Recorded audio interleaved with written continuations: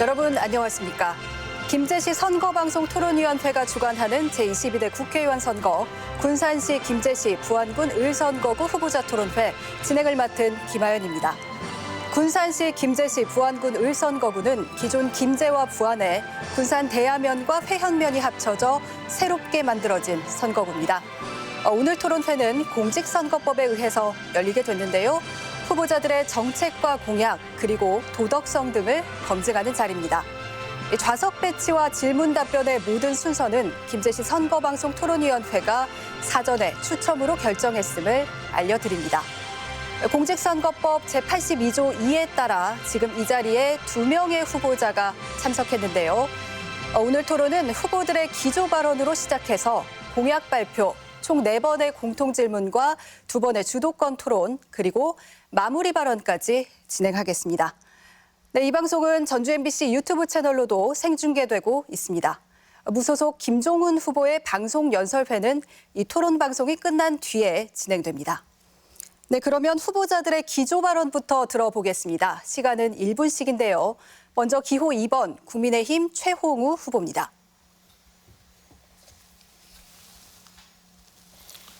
안녕하십니까. 존경하고 사랑하는 군산시, 김제시, 부안 군민 여러분. 이제 우리는 우리 도시의 미래를 위한 4년을 선택해야 합니다.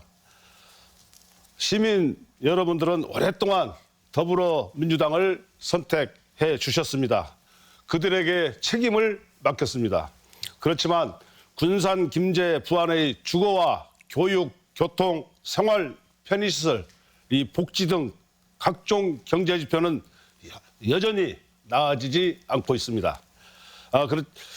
지금의 이 더불어민주당은 그야말로 더불어가 없고 민주가 없는 민주당입니다. 이번만은 좀 우리 국민의힘 기호 2번에게 좀 바꿔주시기를 바랍니다. 변화하고자 한다면 사람을 바꿔야 합니다. 시간 마무리되셨습니다. 다음은 기호 1번 더불어민주당 이원택 후보입니다. 예, 사랑하고 존경하는 김제, 부안, 군산시 대야면, 회현면 주민 여러분, 더불어민주당 기호 1번 이원택입니다. 윤석열 정부 출범 2년, 많은 국민들이 힘들다 말씀하십니다. 못 살겠다 심판하자 호소하고 계십니다. 지난해 우리나라 경제 성장률 1.4%, 광복 이후 70년 한국 경제사에서 6번째로 낮은 성장률이고 최악의 하위 구간입니다. 1인당 국민소득은 2년 전보단 1,700달러가 감소했고 농민의 농업소득은 30년 전으로 후퇴했습니다. 물가는 치솟고 자영업자 대출은 1,000조를 돌파했습니다. 이딴 외교 참사로 대한민국의 국격은 땅에 떨어졌고 안보와 국방은 위기 상황으로 내몰리고 있습니다. 국민의 입은 틀어막고 검찰 독재를 강화하고 있습니다. 새만금 잼버리 파행 이후 전북 홀대는 더욱 심해지고 있습니다. 4월 10일 윤석열 정부의 경제폭망, 민생 파탄, 외교 참사, 안보 불안, 무능한 검찰 독재 정권을 투표로 심판해 주십시오. 감사합니다. 네, 다음은 후보자의 주요 공약과 정책적인 비전을 유권자들에게 알리는 시간입니다. 각 후보자에게 2분씩을 드릴 건데요. 이번에는 이원택 후보부터 시작해 주십시오. 무너진 대한민국을 다시 세우고 김제, 부안, 군산시, 대야면, 회현면의 더 큰 발전과 전북의 힘찬 도약을 위해 노력하겠습니다. 첫째, 새만금 벨트, 김제, 부안, 군산의 미래 비전을 새롭게 그리겠습니다. 새만금 알리백 특화 지역을 조성하겠습니다. 세계 경제 질서가 재생에너지 경제 체제로 빠르게 전환되고 있습니다. 새만금은 서남권의 해상 풍력을 통해 알리백을 특화시킬 수 있는 최적지입니다. 새만금 알리백 및 재생에너지 기반의 신산업을 유치해 기후변화 시대에 걸맞는 글로벌 신산업을 첨단 도시로 육성하고 스마트 농생명 산업을 통해 대한민국의 식량 안보의 전진기지로 키우겠습니다. 서해안 해양관광 레저 중심지로 만들겠습니다. 두 번째는 새만금 개발을 더욱 속도감 있게 추진하겠습니다. 공항, 항만, 철도, 고속도로, 지역 간 연결도로 등 새만금 트라이포트 조기 완공을 통해 새만금 개발의 속도를 높이겠습니다. 2030년까지 조기 완료되도록 노력하겠다는 말씀을 드립니다. 셋째, 김제, 부안, 군산의 성장을 이끌 첨단 산업 생태계를 구축하겠습니다. 김제는 대한민국의 스마트 농생명 산업 도시로, 부안은 재생에너지 기반 수소산업 도시, 해양 관광 레저 도시로 육성하고 군산의 대야면 해연면은 주민의 삶의 질을 높이기 위한 다양한 용배수로 등 농업 생산 기반을 확대하겠습니다. 넷째, 농업인의 경영 안정과 소득 확대를 지원하겠습니다. 쌀값 안정과 농산물 가격 안정제를 도입하고 농업 재해보험의 확대와 보상을 현실화하며 축산업의 지원을 위한 다양한 입법을 추진하겠습니다. 소상공인, 자영업자, 중소기업을 위한 지원도 확대하겠습니다. 이자 감면 및 카드 수수료 부담을 완화하고 농공단지 등 지역산업단지와 환경 개선 및 입주기업에 대한 다양한 지원 방안을 마련하겠습니다. 또한 역사와 문화가 공존하는 서해안 관광문을 구축해서 보육, 교육, 복지 강소도시를 만들겠습니다. 네, 다음은 최홍우 후보 주요 공약 들어보겠습니다. 네, 강력한 여당의 힘으로 저희 고향을 바꾸겠습니다. 새만금 개발은 조기에 완성을 시키도록 하겠습니다. 새만금 예산 9,100억 원 중 삭감된 75% 6,800억 원을 되살려 드리겠습니다. 새만금이 세계적인 2차 전지, 핵심 소재 공급 기지와 물류 거점으로 되어가기 위해서는 교통 SOC 인프라 구축이 필수적입니다. 특히 새만금은 2차 전지를 비롯해서 수소산업, 또 K푸드 등 미래 신산업 중심지 도약을 위한 전진 기지로서 국제 물류 허브왕, 국제공항, 인입철도, KTX 등 교통 인프라를 조기에 조성하여 꼭 만들어 드리겠습니다. 새만금 신항만을 추진할 것입니다. 이 사업비가 약 한 3조 700억 정도로 들어가고 있습니다. 우리 기재부와 해수부의 협의를 통해서 국비 확보로 1단계 2선석으로 26년까지 2단계 7선석으로 또 40년까지 총 9선석 신설될 수 있도록 꼭 추진해 드리겠습니다. 새만금 국제공항을 만들어 내드리겠습니다. 기재부, 국토부와 협의를 통해서 예산의 신속 집행 및 적정성 검토를 통과해서 조기에 착공하도록 추진하겠습니다. 새만금 인입철도를 꼭 추진하겠습니다. 기재부, 국토부와 협의를 통해서 적정성 검토 통과 및 예산 확보를 하고 조기 착공하도록 적극 추진하겠습니다. 트라이포트 항만 공항 철도를 말합니다. 이걸 체계적으로 완성해서 새만금 민자 투자 유치 촉진과 동북아 물류 중심지로 국제 경쟁력을 강화하고 2차 전지 수소산업 등 미래 신산업 개발에 따른 정부권 경제 활력을 불어넣겠습니다. 김제 부안을 미래 신산업 특구 지역으로 꼭 추진하겠습니다. 김제 부안의 새만금과 연계되는 미래 신산업 특구 지역을 추진하고 특별법을 제정해 드리겠습니다. 됐습니다. 네, 후보들의 공약을 들어봤습니다. 네, 이번에는 첫 번째 공통 질문을 두 후보께 드리겠습니다. 질문을 듣고 2분 동안 답변해 주시기 바랍니다. 공정한 토론을 위해서 발언 시간을 제한하고 있는데요. 앞에 모니터를 보시고 10초 정도 남았을 때 발언을 정리해 주셔서 시간을 초과하는 일이 없도록 해주시기 바랍니다. 네, 질문 드리겠습니다. 국회의원의 주된 역할 중 하나가 바로 입법 활동인데요. 이 당선이 된다면 가장 먼저 어떤 법을 만들거나 바꿀 계획인지 또 해당 법을 통해서 하고자 하는 일은 무엇인지 밝혀주시기 바랍니다. 네, 순서에 따라서 국민의힘 최홍우 후보의 답변부터 듣겠습니다. 예, 감사합니다. 먼저 현재 부안군을 여기 와서 다니다 보니까 그 악질 농지법을 개정해달라 이렇게 아우성입니다. 2021년 8월에 개정된 농지법으로 인해서 지역민들의 불평, 불만이 많습니다. 한국토지주택공사 직원들이 특이한 초유 사태 이후 농지 취득 심사와 사후 관리를 강화한 농지법을 시행했으나 그야말로 강화된 농지 취득 절차와 규제로 인해서 농촌 자산 가치가 하락하고 그나마 인구 유입으로 작용하던 귀농귀촌에도 많은 영향을 미쳐서 인구 유입이 호재로 작용하는 귀동 귀촌에 제동이 걸리는 등 지방 소멸에 기름을 분 격입니다. 물론 개정된 농지법으로 투기성 거래가 줄었지만은 강화된 규제와 복잡한 절차로 인해서 실질적으로 농지 거래가 위축되어 지역 경제가 마비될 정도 지경에 이르러 지역민들이 불만이 극에 달아오르고 있습니다. 또한 개정 전에는 체험 영농의 그 목적으로 농지를 취득하는 경우에는 농업 진흥 지역과 관계없이 농지를 취득해서 농업 현장의 활성화도 있었는데 개정된 농지법으로 농업진흥 지역 전체를 취득 대상에 제외되면서 농지 거래는 전무한 실정이다. 이렇게 아우성입니다.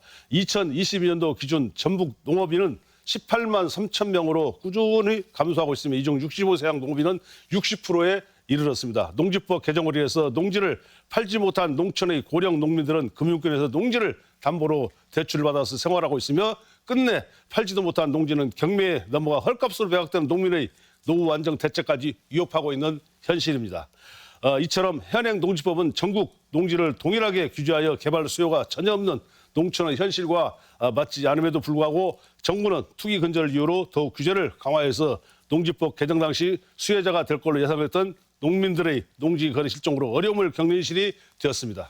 네, 다음은 더불어민주당 이원택 후보의 답변 듣겠습니다. 예, 저는 세 가지 정도의 입법을 생각하고 있습니다. 하나는 농산물 가격 안정제법인데요.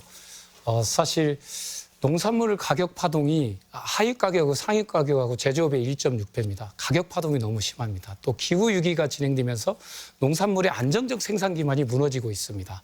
그래서 농민이 충분한 농산물을 생산해서 국민들께 제공하고 국민들은 적정한 가격으로 소비할 수 있는 가격 안정제법을 마련해야만이 지금 기후 위기 시대에 식량 안보 차원에서 식량을 대하고 있습니다. 전 세계가 언제 식량 안보 국면으로 들어갈지 모릅니다. 그래서 가격 안정제법을 통해서 이제 우리나라 국민의 식량 안보도 지키고 농민의 소득도 지키겠다는 말씀을 드립니다. 두 번째는 재생에너지 시대로 진입해 가고 있습니다. 우리 새만금 지역에 알리백 산단을 만들겠습니다.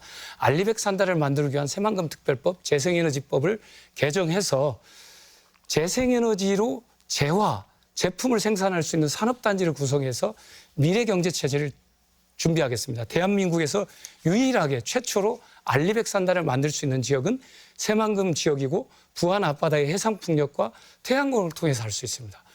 알리백을 가입한 삼성, LG, 구글, 애플 다 2030년, 35년, 40년까지 진입해야 될 과제라고 보고 있습니다. 세 번째로는 사실 이번에 전라북도 의석수 10석을 9석으로 줄이는데 얼마나 마음 줄이셨습니까? 이게 인구수 기준으로 되어 있는 것을 인구수 기준 중에 유권자 수로 기준으로 개정을 해서 일반 농산어촌의 어려움 또 지방소변에 대응하기 위한 공직선거법을 개정하겠습니다. 이 세 가지 법을 통해서 하나는 미래를 준비하고 알리백을 통한 미래를 준비해서 전북의 경제체제를 재생에너지반 경제체제의 선도적인 경제체로 만들겠습니다. 또 농어민들의 가격 안정을 통해서 삶을 보장해 가겠습니다.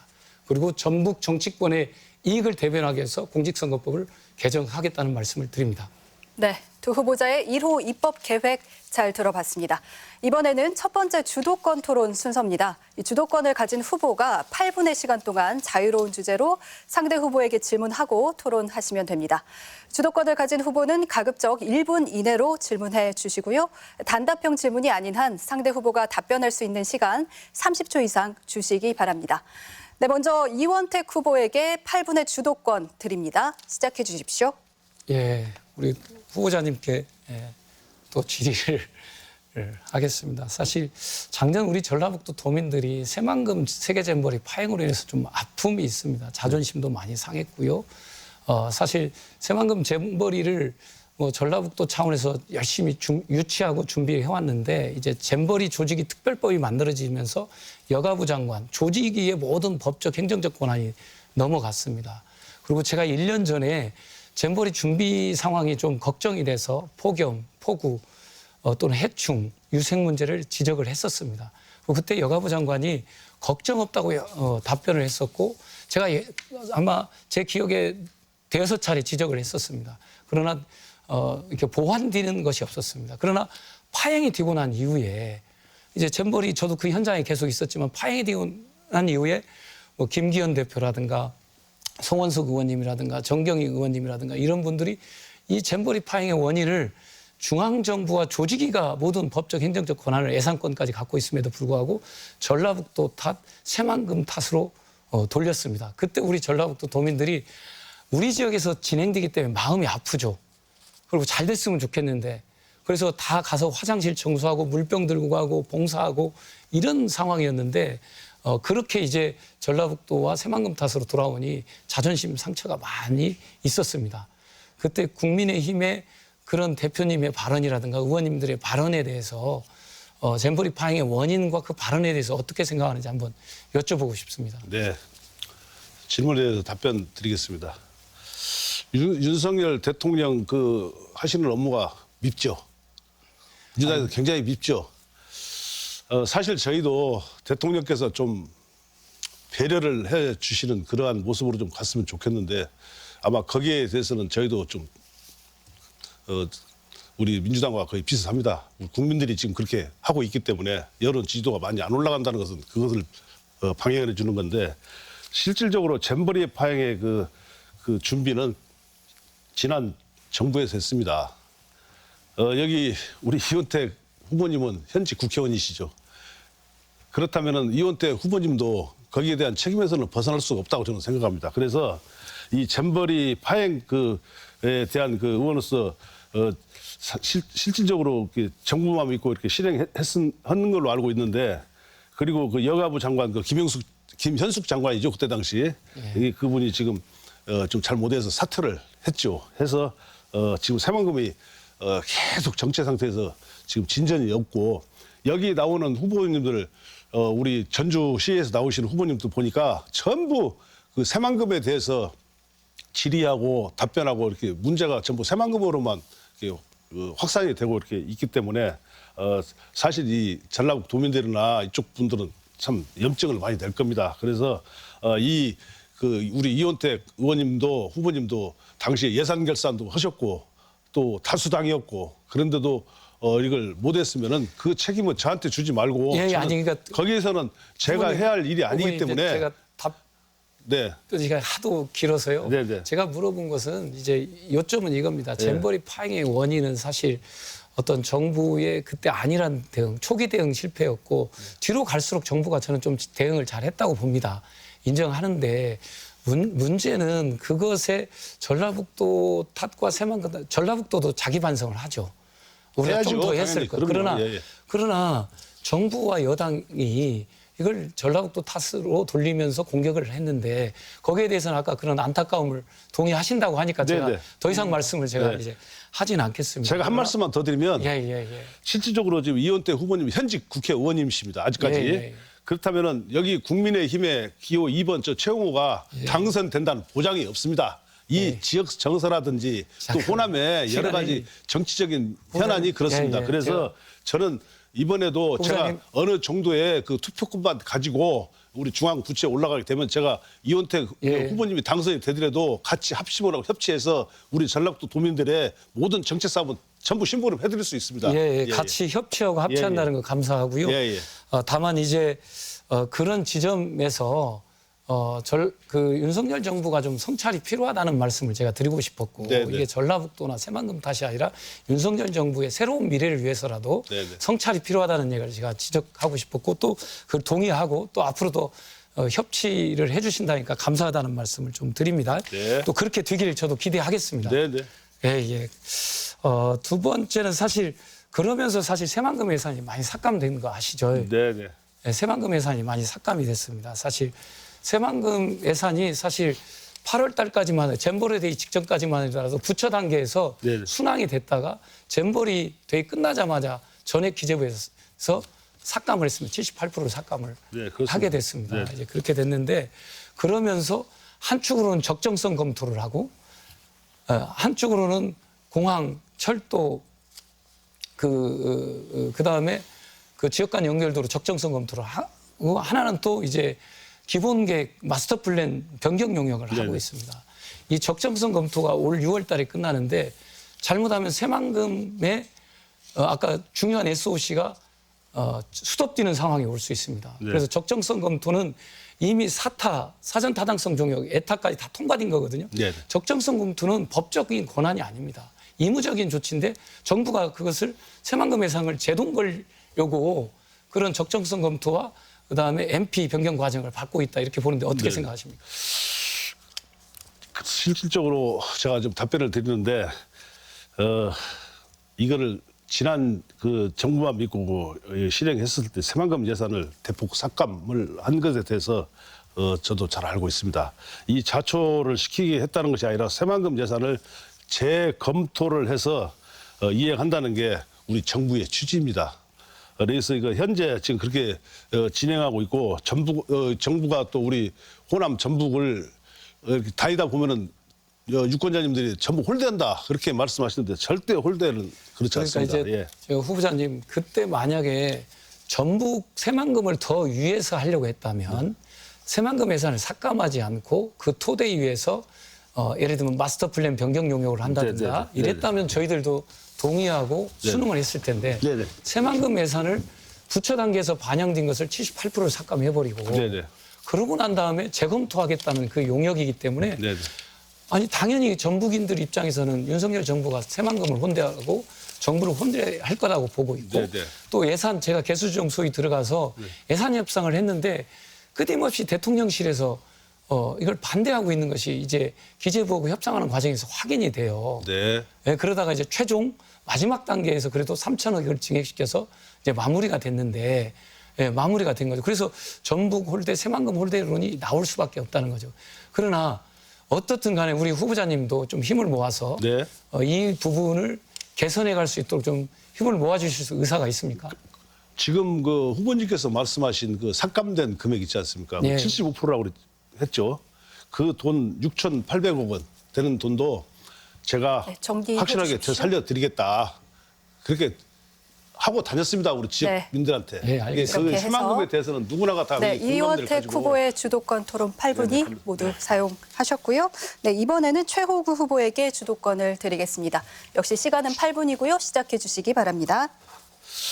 지금 새만금에 대해서 우리 호남에서는 굉장히 그 메카 지금 넘버 원으로 지금 하고 있는데 이 관할 분쟁에서 그 지난 2010년도부터 이 방조제가 완공되면서 간척 사업으로는 토지 행정 권할권을 놓고 실적으로 군산, 김제, 이 부안 국민의 그 국민들의 모든 그 갈등이 지금 실질적으로 본격적으로 시작되어 갖고 가는 지역마다 지금 다 방향성이 지금 다릅니다. 그런데 행안부가 2015년도에 새만금 1호 그 방조제는 부안군에 또 2호 방조제는 김제시에 또 3, 4호선은 방조제는 군산시로 각 권할권을 결정을 했잖아요.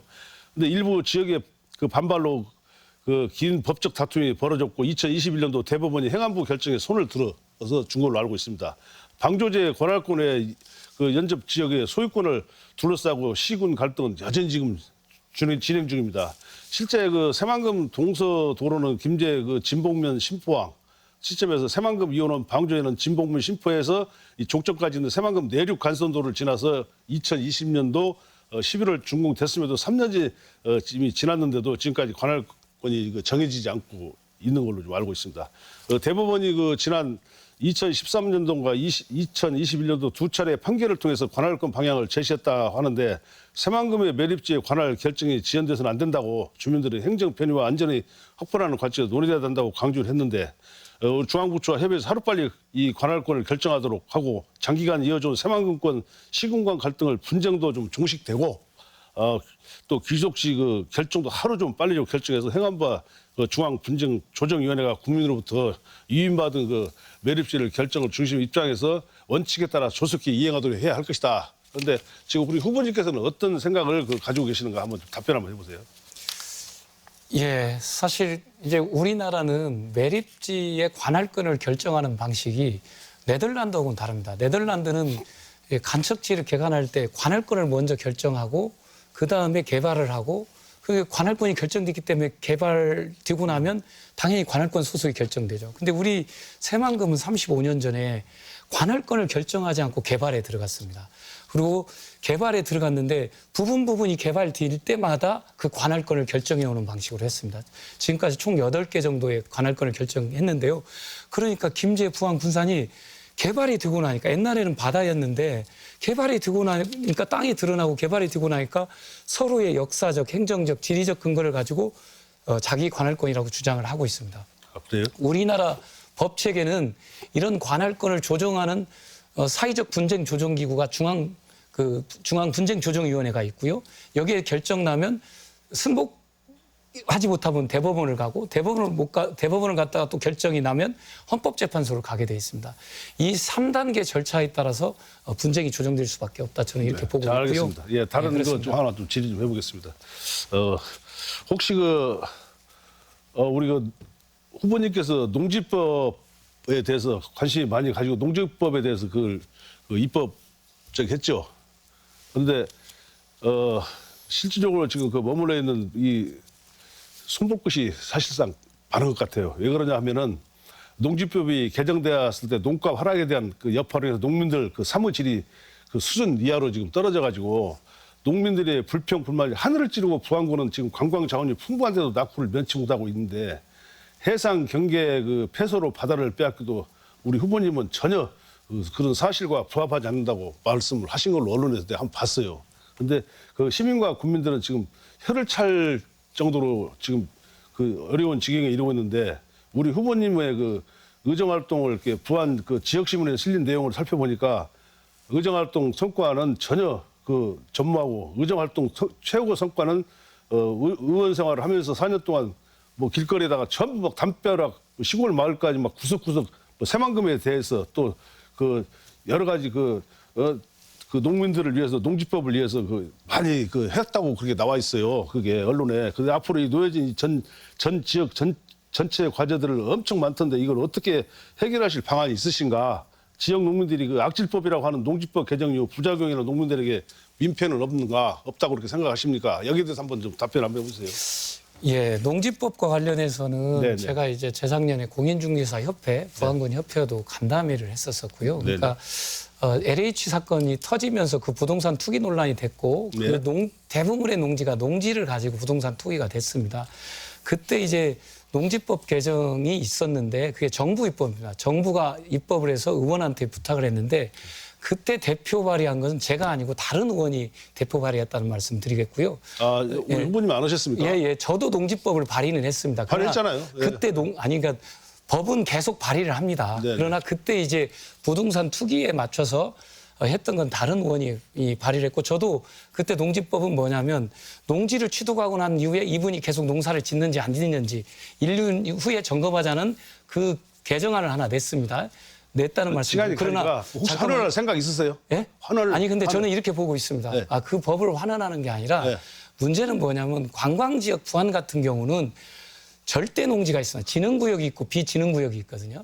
이 비진흥구역을 농업 비진흥구역을 용도를 변경해서 해제해야 됩니다. 이거 지금 그렇게 접근을 하는 것이 알겠습니다. 맞지. 지금 부안 국민들을 만나보니까 저도 그거 우리 이원택 후보는 다 찍는데 이거를 예, 좀 예. 환원해서 농민들이 좀 살 수 있게 환원을 좀 해줄 수 있나 그러니까 이렇게 되는 거죠. 질의를 하더라고요. 지금 대부분이 네. 관광용지에 해당되는 게 절대 농지가 아니고 네. 비진흥구역이라고는 농지입니다. 아, 그래요? 그러니까 절대 농지는 절대적으로 보호해야 할 농지고. 지금 방송에서 보고 있으니까 그러니까 국민들이, 그런 거고 예. 그 부분은 용도 변경을 통해서 풀어가야 할 대상이고 이것은 예를 들면 윤석열 정부가 그린벨트 풀겠다, 농업용지 풀겠다고 했으니까 얼마 전에 민생토론회 돌아다니면서 대통령이 했잖아요.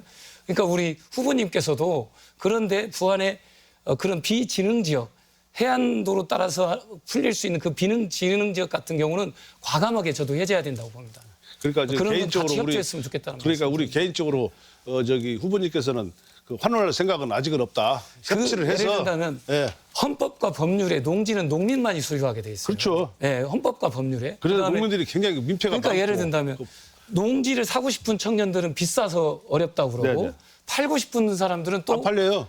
팔고 싶은 사람 대출 비싸게 팔고 받아갖고 싶은 지금 거죠. 이자만 냈지 예, 땅은 팔고 매매도 안 싶은 되고 거고. 팔지도 못하고 그러고 얼마나 억울하겠어요. 아니, 그러니까 농민단체들은 또 농지를 보호해야 된다고 그러고 네. 이게 생각보다 복잡한 논쟁의 과정이 있다는 말씀. 그래서 이 부안에 그 거주하고 계시는 이 지금 농지법 문제로 인해서 지금 굉장히 그 피해를 많이 보는 농민들에게 실질적으로 그 환원을 아직 할 수 있는 그 법의 원칙에 의해서 지금 좀 시간을 그러니까 그것은 가지고 농지법을 환원시키는 게 아니라 아까 농업진흥구역이 있고 비진흥구역이 있는데 네네.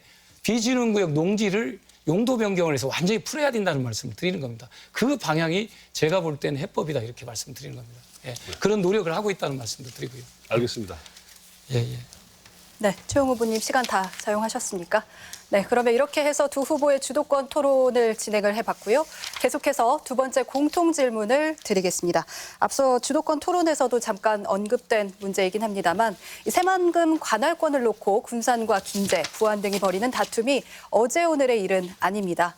신항만 방파제와 동서도로 등에 이어서 최근에는 남북도로와 수변도시를 놓고도 갈등이 격화되고 있습니다.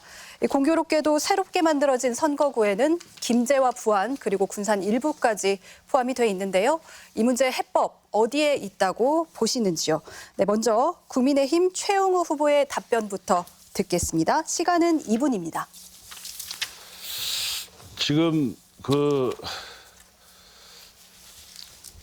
우리 지역이 발전해야 할 전북특별자치도가 실질적으로 지역을 살리겠다고 하는 다 후보님들의 한결같은 그 말씀은 다 똑같습니다.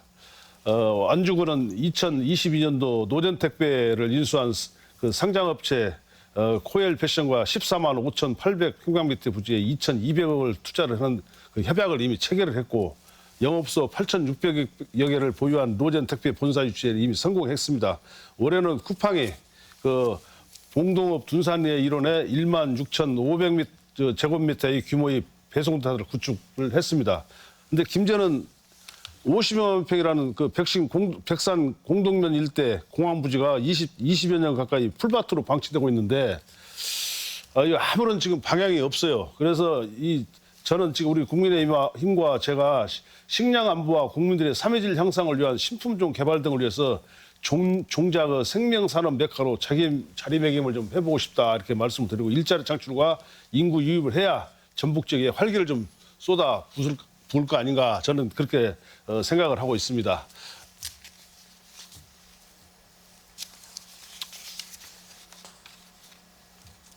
네, 최용우 후보님 이어서 답변. 네. 시간 30초 정도 남았는데요.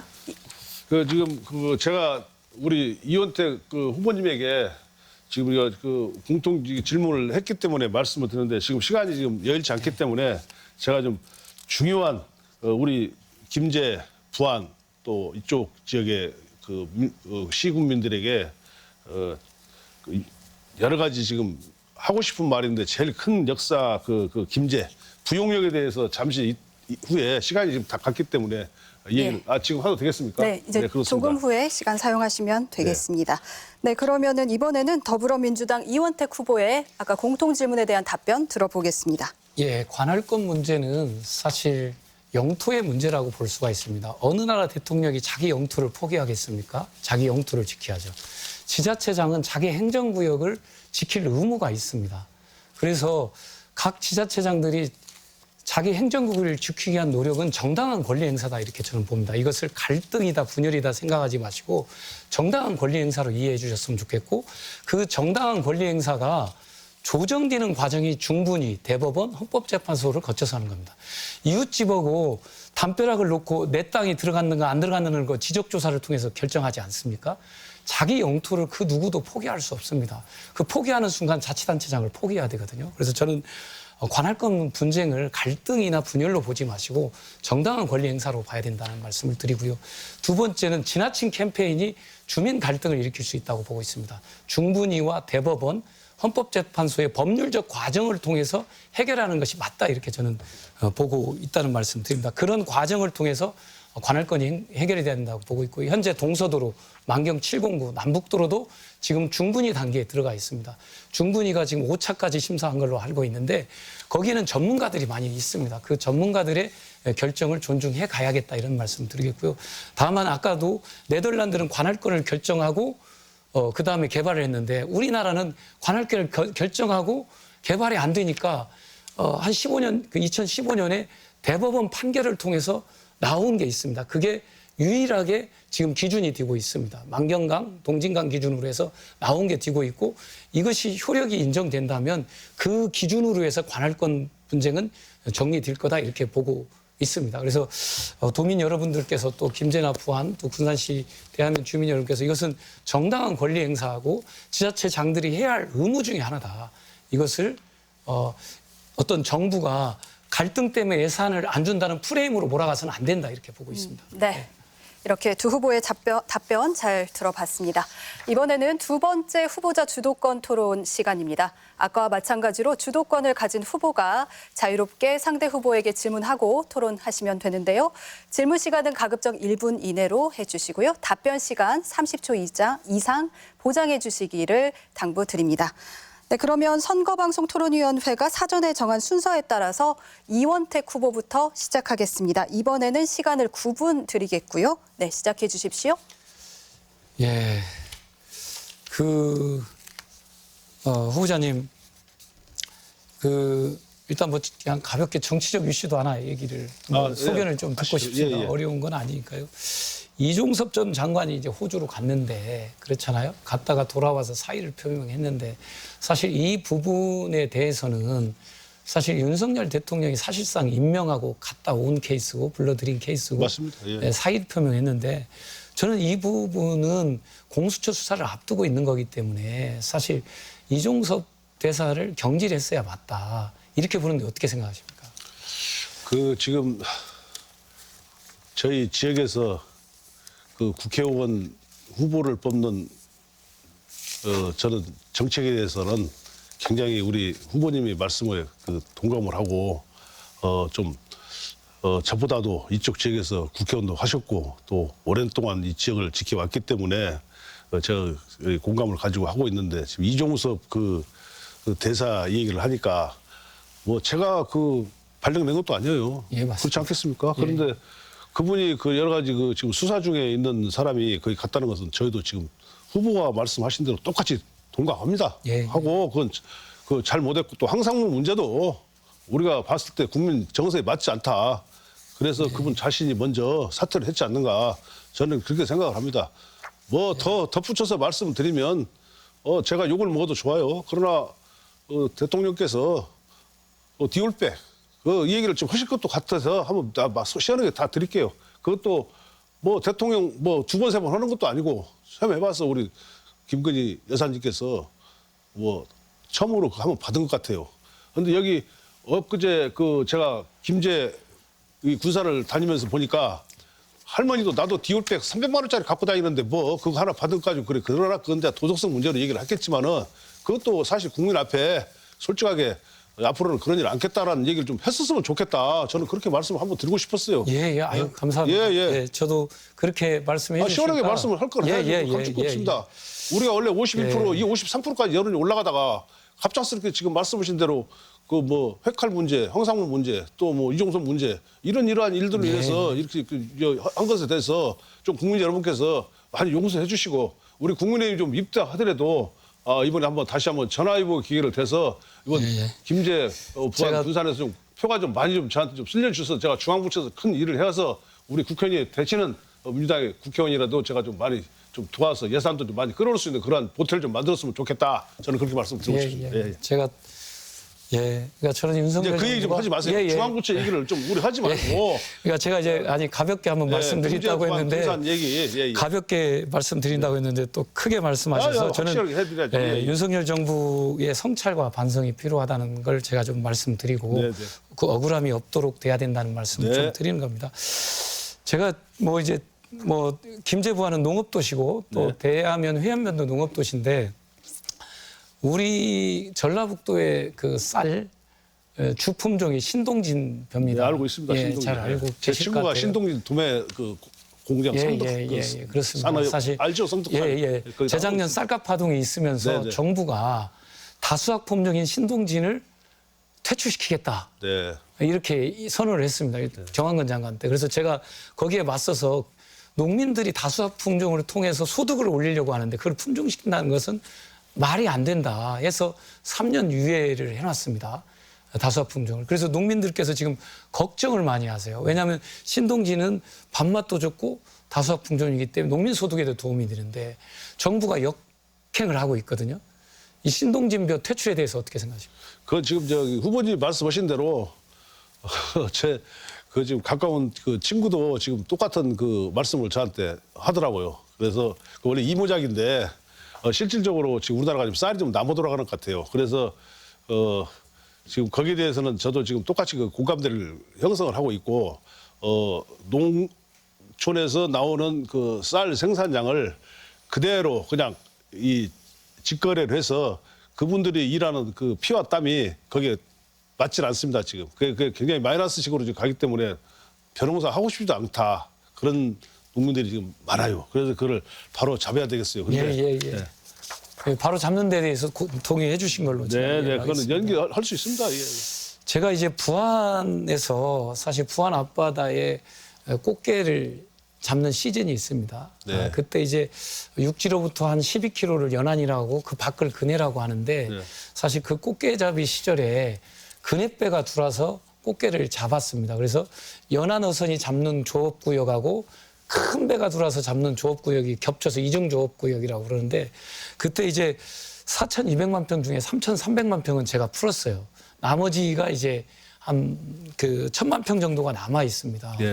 사실 이게 이제 충남이라든가 통영이라든가 부산이라든가 전남이라든가 근해배들의 이해관계가 있습니다. 이걸 사실 이제 풀어가는 것이 부안 어민들의 어떤 소득에도 도움이 될 텐데 혹시 그런 부분에 대한 대안이나 또 부안의 수산업을 발전시키기 위한 어민들을 위한 대책은 있는지 한번 물어보고 싶습니다. 거기 그 수산업하고 어민들하고 어민 그 계장님인가 그 어촌 계장님이라고 하죠. 그분들이 그 절대적인 권한을 좀 가지고 있더라고요. 보니까 그 어민들을 말을 들어보니까 그 계장님에 대한 그 말씀을 그분에게 해서 해야 된다 이렇게 얘기를 하고 계시더라고. 그런데 그 어민들은 실질적으로 지금 후보님께서 말씀하신 내용하고 굉장히 그 공감대를 갖고 있어요. 근데 그게 마음대로 지금 안 되게 돼 있어요. 그 구도상으로 보니까. 그래서 이것을 제가 풀으려고 하면은 어민 그 계장님이 그 권한을 갖고 있는 그 쉽게 말하면 그 집행에 관한 그 법률이 있나 봐요. 그것도. 그래서 그거를 확실하게 그 실질적인 어민들이 함께 그 공통할 수 있는 여러 가지 합리화된 그 방향을 좀 제시해서 함께 그 회의도 하고 협치를 하고 해서 함께 가는 거야지. 지금 방향이 다 달라버리기 때문에 꽃게를 잡고 못 잡고 하는 문제는 우리가 지금 해야 할 대상이 아닌 것 같아요. 그래서 그거를 어민들에게 좀 같이 모아서 좀 협의체를 좀 구성하는 게 좋겠다. 저는 그렇게 말씀을 드리고 싶습니다. 연안이라는 것은 소형 어민들을 보호하기 그렇죠. 위해서 연안 12km를 도입했는데 사실 아직 좀 더 방어해야 할 부분이 있다는 말씀 드리겠고요. 네. 부안이 과거에 수산업이 괜찮았는데 새만금 개발하면서 수산업이 약화됐습니다. 그래서 이제 새만금이 해수유통을 하게 되고 그러면 수산업이 좀 복구될 수 있도록 좀 이제 여당 차원에서 좀 노력을 좀 많이 해주실 걸 부탁드립니다. 그 아까 이제 새만금 개발 조기 완성하겠다 이렇게 말씀해 주셨습니다. 근데 네. 제가 이제 걱정되는 것은 공항, 네.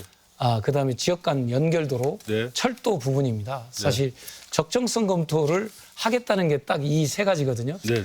이것을 6월까지 적정성 검토를 통해서 축소를 할 수도 있고 네. 철폐를 할 수도 있고 그렇습니다. 이 네. 사업을. 네. 근데 새만금 지역이 어떤 동북아 중심의 어떤 비전을 아까 후보자님께서 말씀하신 그 비전을 가려면 국제공항이 필요하고 그렇죠. 당연히 필요하겠죠. 지역 간 연결도로도 필요하고 너무나 광활하기 때문에 네. 또 물류를 하려면 철도가 필요합니다. 네. 근데 이 적정성 검토 용역에 대해서 지금 어떤 대응을 계획하고 계신지 한번 좀 말씀해 주시겠습니까? 그래요. 지금 참 좋은 말씀을 하셨는데 제가 그 답변을 드리기 전에 우리 이원태 후보님께서 어제 그 공약을 좀 보니까 그 알리100에 대해서 공약을 했죠. 예. 이 알리100이라는 게 한번 설명을 한번 해보시죠. 그러니까 뭐를 하는 겁니까? 제가 질문을 했으니까요. 아니 여기에 지금 그 답이 들어있어요. 예. 그래서 제가 지금 질의를 해보는 거예요. 예, 아니 그건 이제 좀 이따 주도권 질문 때 저한테 물어보시면 제가 답변을 드리겠고요. 그래서 저는 철도가 28년, 29년에 끝나게 돼 있고 원래 네네. 당초 에타 과정에 예. 그다음에 지역 간 연결도도 29년에 끝나게 돼 있고 네네. 공항은 28년, 29년에 끝나게 돼 있습니다. 에타가 끝났기 때문에. 네네. 근데 법적 근거가 없는 지금 적정성 용역을 통해서 네. 새만금 인프라 구축이 이렇게 장애가 발생하고 네. 있다. 이거에 대한 대응이 필요하다는 네. 말씀. 제가 그 말씀 드릴게요. 이원택 후보의 주도권 새만금 그 구분- 신항만 그 분명히 최영우 후보님, 할 것입니다. 예, 네, 예. 주도권 토론 시간이 모두 마무리가 돼서요. 이제 주도권 시간에 다시 보충 답변을 하셔도 알겠습니다. 좋겠습니다. 네. 네, 이번에는 최영우 후보가 주도권을 갖고 토론을 하시겠습니다. 시간은 역시 9분을 드릴 거고요. 시작해 주십시오. 그 후보님 그 알리100이라고 하는 재생에너지 그 어제 공약을 했는데 이 지금 그 재생에너지는 석유화학 화석 연료를 대체하는 태양열, 태양광, 또 바이오 풍력, 수력, 또 이렇게 지열 이런 데서 얻어내는 에너지를 말하는 거죠. 근데 이게 알리100 재생에너지를 어떻게 도입을 하시려고 이것을 지금 공약을 했는가 한번 좀 묻고 싶어요. 왜 그러냐면은 이 알리100이 이게 어제 오늘 일이 아니고 2015년도부터 이거를 좀 정부에서 준비를 해왔던 그러한 사업인데 이것을 좀 한번 자세하게 좀 해서 태양광 발전 시설 이런 것을 좀 우리가 어떤 식으로 해나갈 것인가를 좀 이행할 것인가에 대해서 좀 묻고 싶어서 그래요. 예, 예. 이제 알리100이라는 건 재생에너지 100%를 네네. 써서 네. 재화 제품을 생산해야 된다는 거죠. 그래서 네네. 한마디로 이제 탄소 배출량이 없죠. 온실가스가 안 나오게 해야 지구가 산다는 취지인데 네네. 지금 이제 유럽은 내년부터 유럽 의회는 내년부터 유럽으로 수출되는 모든 품목에 대해서 탄소 제로 또는 탄소가 저감됐다는 것을 증명을 해야 됩니다. 증명이 안 되는 제품에 대해서는 탄소세를 부과해서 가격 경쟁력이 하락될 수 있습니다. 우리가 유럽으로 출원하는 자동차, 반도체, 핸드폰 모든 것이 해당이 된다는 말씀 드립니다. 그리고 중국과 미국도 이런 알리100 재생에너지 기반 경제체제로 갑니다. 왜냐하면 기후이기 때문에 인류가 공존을 해야 하기 때문에 말씀드린 거고요. 왜 새만금이 그게 가능하냐. 부안과 고창 앞바다에 해상 풍력이 5기가가 세팅이 됩니다. 1기가는 원전 하나의 분량입니다. 시설 용량이거든요. 또 원전 5개 시설 용량이 세팅이 되고요. 새만금 내측에 한 3기가 정도의 수상태양광이 내측이 됩니다. 그럼 8기가 정도의 시설 용량으로 원전 8개 정도의 재생에너지가 나오게 됩니다. 여기서 나오는 재생에너지 전기를 새만금 산단에 보낸다면 100% 온실가스가 발생하지 않는 탄소 배출량이 없는 제품을 생산할 수가 있는 거죠.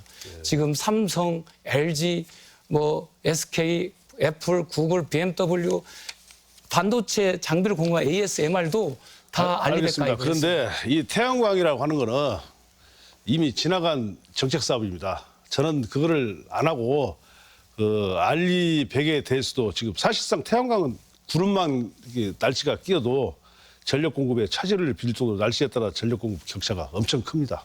그래서 이건 특히 최첨단 이 전력 공급으로는 적합하지 않은 사업이다. 그런 정책이다. 저는 그렇게 좀 말씀을 드리기 때문에 거기에 대해서를 답변을 하라고 하니까 자꾸 제가 이제 내가 사업을 해야 되겠다라는 얘기만 하시니까 깜깜하네. 그러니까 이제 아까 말씀드렸지만 해상 풍력이 네네. 지금 예를 든다면 우리나라 서남해안권의 풍황이 아주 좋습니다. 네. 풍황이 우리 이제 여기 서천부터 시작해갖고 쭉 내려가서 남해까지 사계절 풍황이 아주 좋습니다.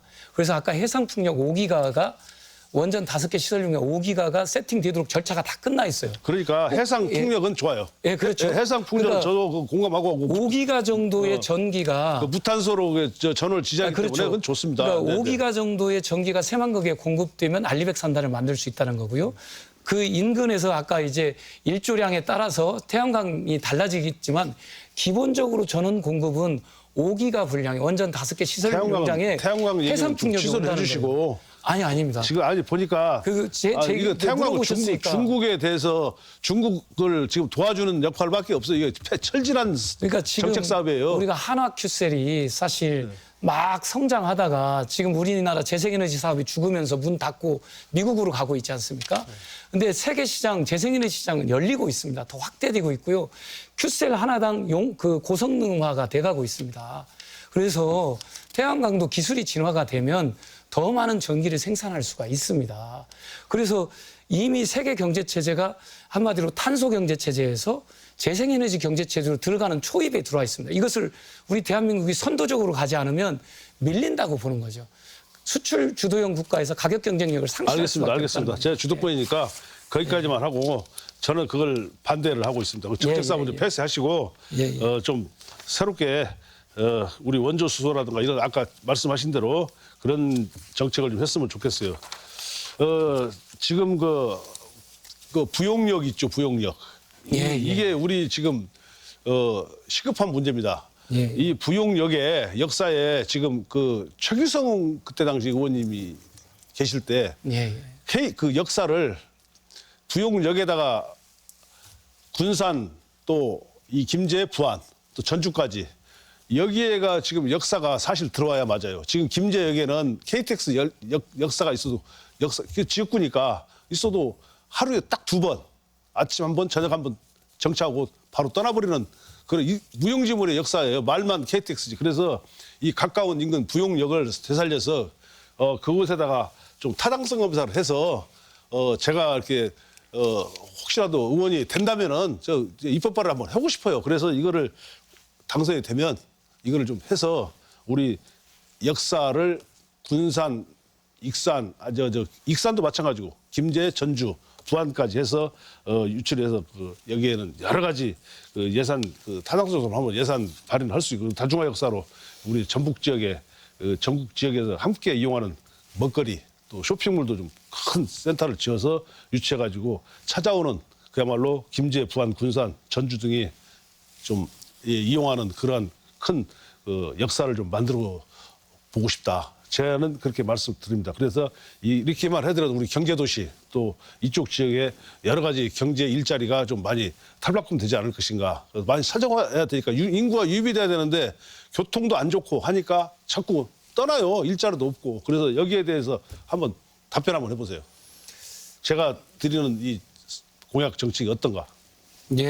부용력을 근대 역사역으로든 또는 KT 역사역으로든 개발하겠다 이런 취지나 뜻은 이제 저도 공감을 합니다. 그런데 이미 아까 말씀하셨다시피 한 10여 년 전에 사실 KT 역사가 이제 결정이 났습니다. 아니 그런데 지금 그 최규성 의원님 익산에다가 던져버렸더만. 그렇게 하면 안 되죠.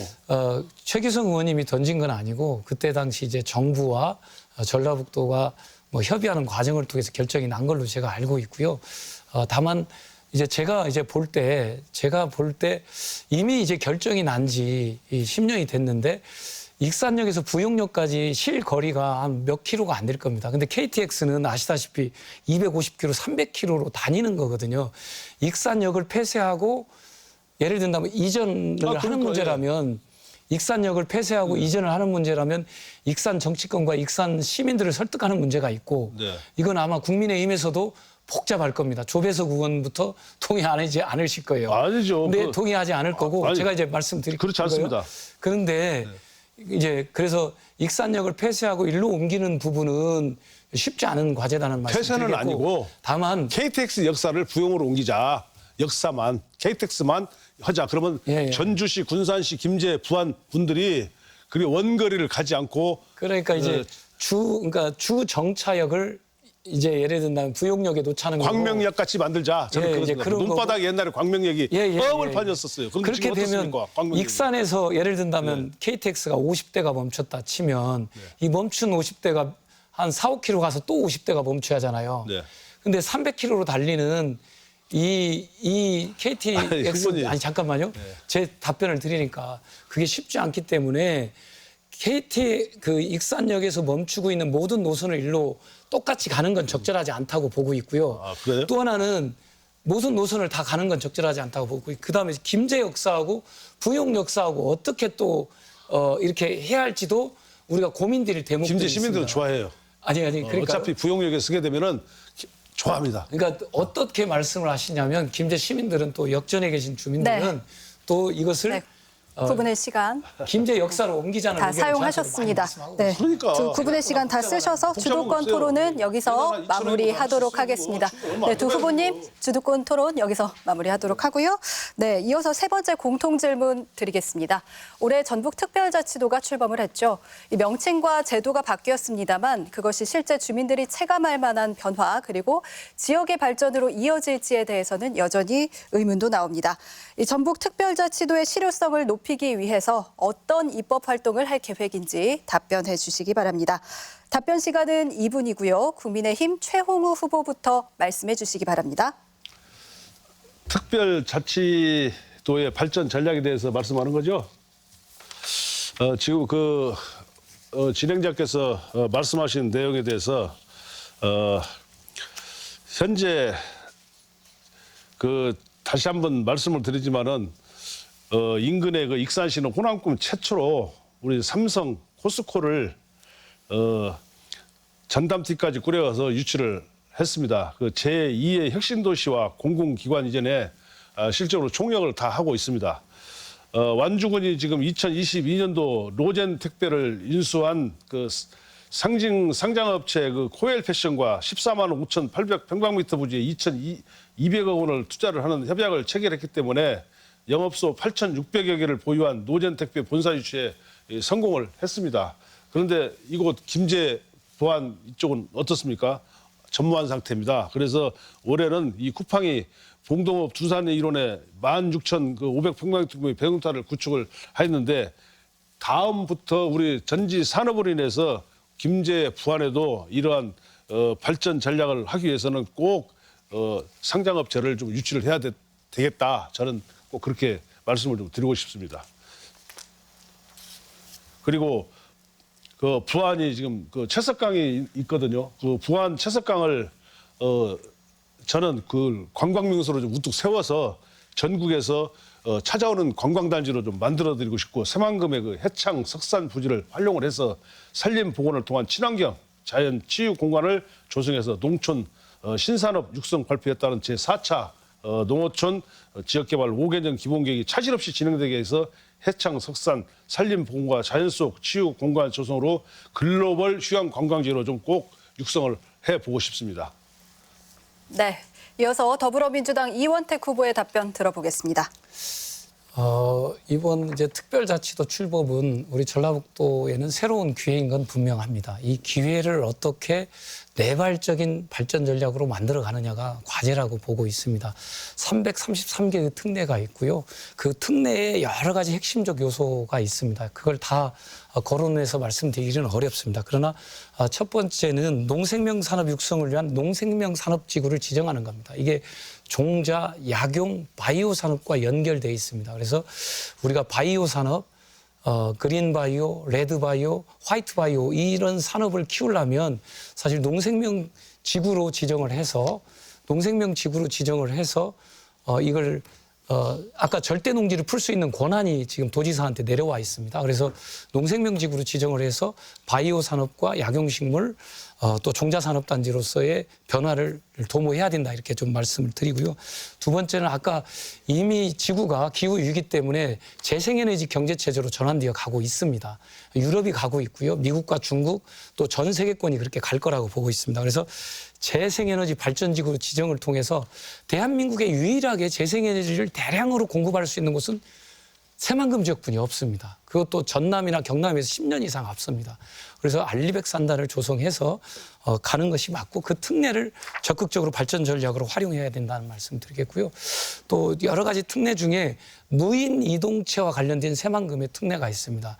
드론, 그다음에 군용기, 무인선, 선박 등 여러 가지 무인 이동체가 자율주행 이동체라고 볼 수 있는데요.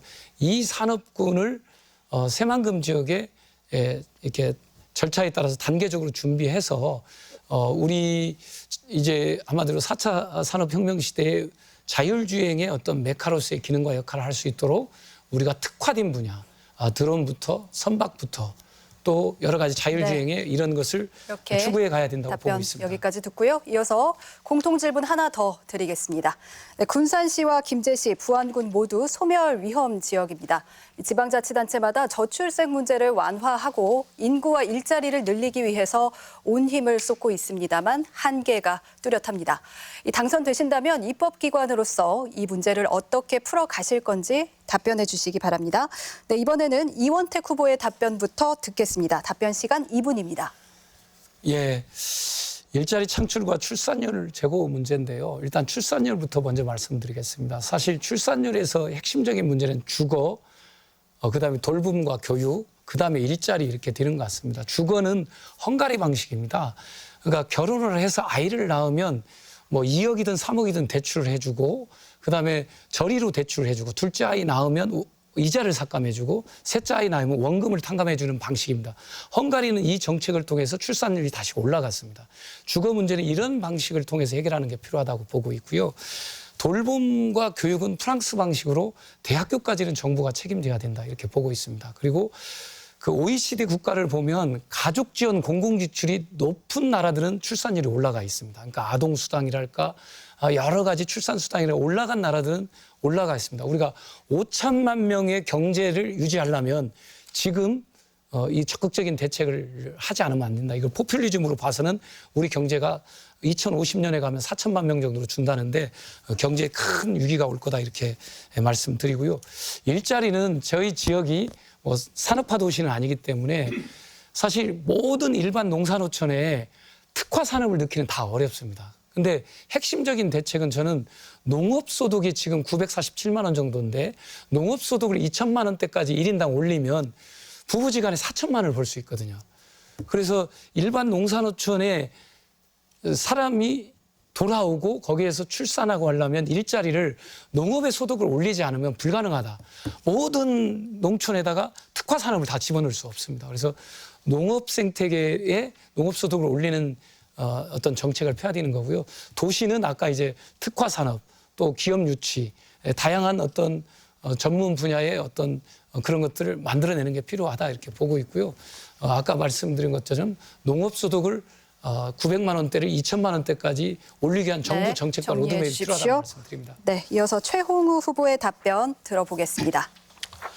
네, 일자리 그 창출과 출산율 제고에 대한 대책은 첫째 그 미래 신산업 특구 지역으로 일단 추진을 하겠습니다. 특별법을 제정해서 2차 전지, 수소 산업 등 첨단 도시 산업 도시로 육성하고 우리 지역의 귀농이나 귀어형 그 도시 육성을 위한 특별법을 제정하고 또 해서 스마트팜, 마을 기업 활성화를 통한 농수산물 직거래 유통센터를 설립을 해서 인구 유입 및 일자리를 꼭 창출해 내겠습니다. 또한 그 신혼부부와 아이 출산 시 그 장려 지원금, 아이를 그 신혼부부들이 결혼을 해도 낳지를 잘 안 했습니다. 또 결혼도 요즘은 잘 안 해요. 그래서 우리 신혼부부와 아이 출산 시는 우리는 김제, 부안, 군산 이쪽은 특별한 지역이기 때문에 장려 지원금을 저는 2억 원을 지급하고 귀농, 귀촌, 귀화하시는 분들에게는 이 주거비를 꼭 지원해 드리도록 하겠습니다. 유아 초등학생들에게 그 돌봄과 사교육에는 걱정 없는 지역으로 만들겠습니다. 2025년부터 5세부터 무상교육 보육 실시가 있고 0세부터 2세는 무상보육이 있으나 만 3세에서 5세 아동의 경우는 누리과정 지원금으로 1인당 28만 원까지만 지원받는데 학부모가 내는 월 평균 16만 7,880원을 학부모가 부담하는 것을 다 없애드리겠습니다. 그다음에 실질적으로 중고등학생들을 위한 학습센터를 신설해서 먹고 자고 공부하는 교육시설을 신설하고 사교육으로 인한 인구 유출을 방지해서 타도시에서도 학생과 학부모들이 모여드는 의식주가 해결되는 교육도시로 만들어드리겠습니다. 또 지역과 같이 고민하여 지역에 맞는 출산 장려 정책을 꼭 만들어드리겠습니다. 네. 네, 이제 오늘 토론을 마무리할 시간이 됐습니다. 후보들의 마지막 발언을 들어보려고 하는데요. 후보당 1분 30초 드리겠습니다. 먼저 기호 2번 국민의힘 최홍우 후보입니다. 우리 군산시, 김제시, 부안 군민 여러분 잘 보셨습니까? 군산시, 김제시는 우리 국민의힘 최홍우와 함께 일하고 싶습니다. 여당의 능력 있는 최홍우를 마음껏 부려 먹으십시오. 필요한 곳이 있다면 언제든지 달려가겠습니다. 여러분의 친구가 될 것입니다. 여러분을 잘 섬기고 또한 인구가 유입되고 경제를 지하늪에서 지상으로 끌어올려 누구나 김제, 부안, 군산을 찾아오는 일자리 도시, 복지 도시, 교육 도시로 꼭 만들어 새로운 신도시의 면모를 갖춘 멋진 도시로 만들어내겠습니다.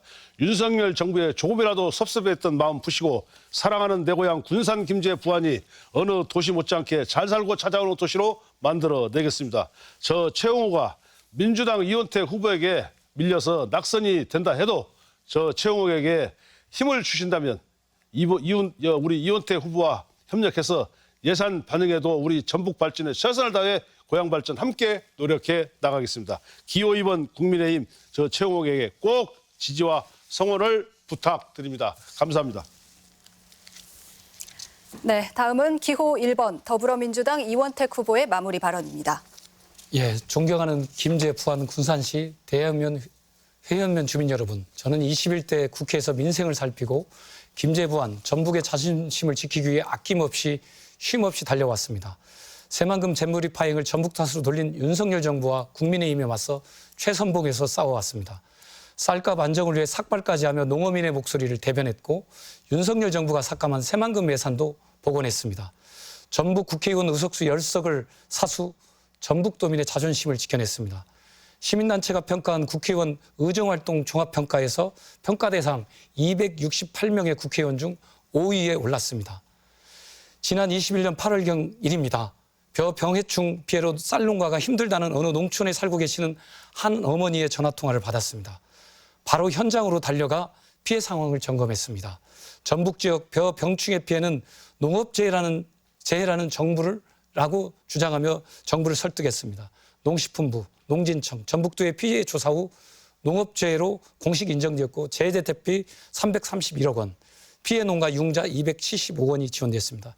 이렇듯 한 분 한 분의 목소리를 귀중히 여기고 실천해왔다는 말씀을 드립니다.